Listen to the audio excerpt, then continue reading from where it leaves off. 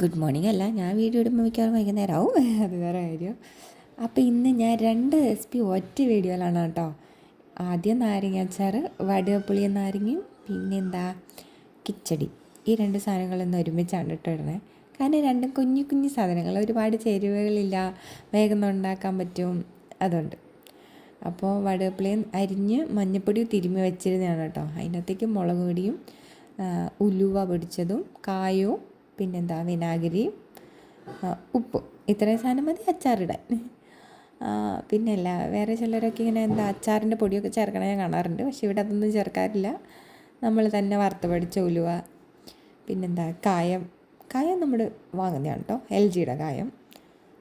അത് പിന്നെ മറ്റേ ഇതാണെന്നൊന്നും വിചാരിക്കണ്ട, എന്താ പരസ്യമൊന്നും വിചാരിക്കണ്ട, ഇവിടെ വാങ്ങുന്നത് അതായതുകൊണ്ട് ഞാനത് പറഞ്ഞു എന്നേ ഉള്ളൂ.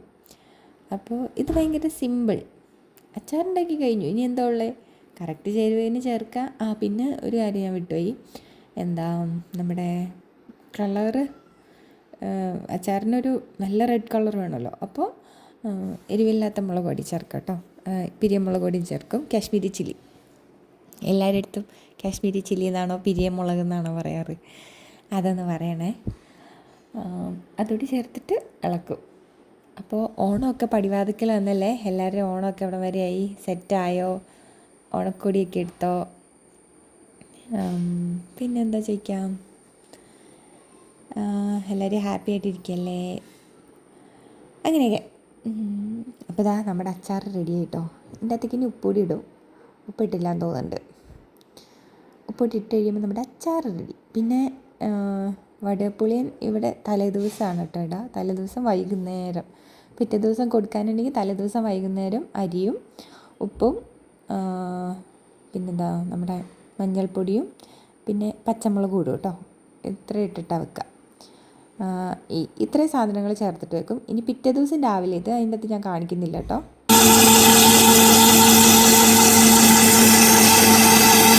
പിറ്റേ ദിവസം രാവിലെ ആണ് വെളിച്ചെണ്ണയും കറിവേപ്പിലയും ഇടും.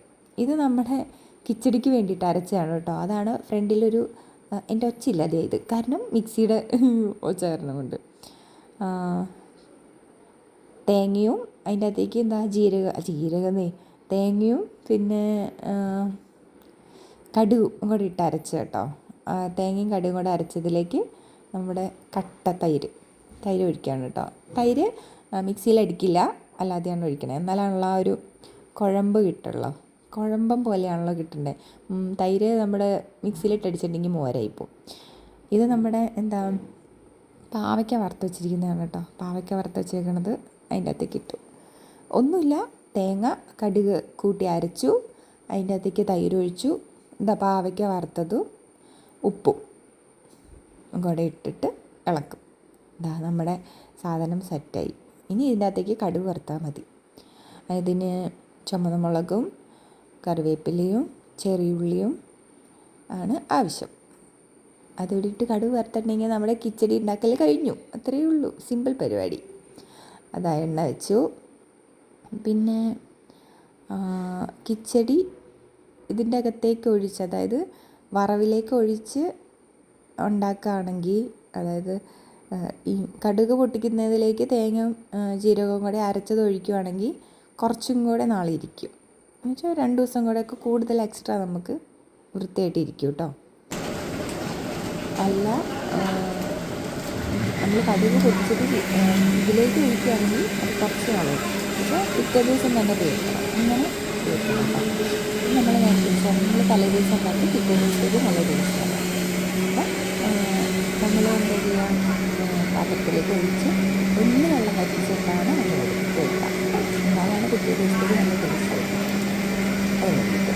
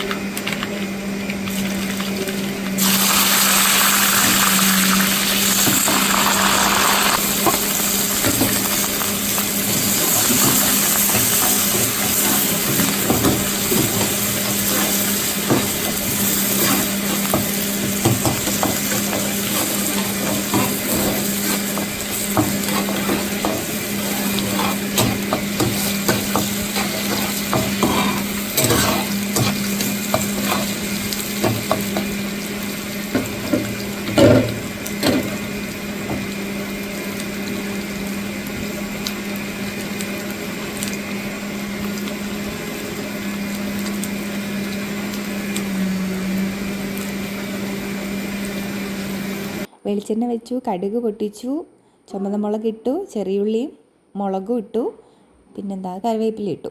അപ്പോൾ ഇത്രയും സാധനങ്ങൾ ഇട്ടിട്ട് സോട്ട് ചെയ്തു. ഈ കളറാവുമ്പോൾ ഇതിൻ്റെ അകത്തേക്ക് തേങ്ങ ഒഴിക്കും. തേങ്ങയും തേങ്ങയും കടുകും പിന്നെന്താ അരച്ച് വെച്ചതുണ്ടല്ലോ, തേങ്ങയും കടുകും പിന്നെന്താ നമ്മുടെ മോരല്ല തൈര് മിക്സ് ചെയ്തതും എല്ലാം കൂടി ഇതിൻ്റെ അകത്തേക്ക് ഒഴിച്ചിട്ട് പണി കഴിഞ്ഞു. ഇത്രയേ ഉള്ളൂ, കിച്ചടി റെഡി. പാവയ്ക്കും കൊണ്ടിട്ട് മിക്സ് ചെയ്തത്. അപ്പോൾ അത്രയേ ഉള്ളൂ. അപ്പോൾ അടുത്ത കറിയല്ലേ. അപ്പോൾ ഓണം എല്ലാവരും അടിപൊളിയായിട്ട് ആഘോഷിക്കുക. ഹാപ്പി ഓണം.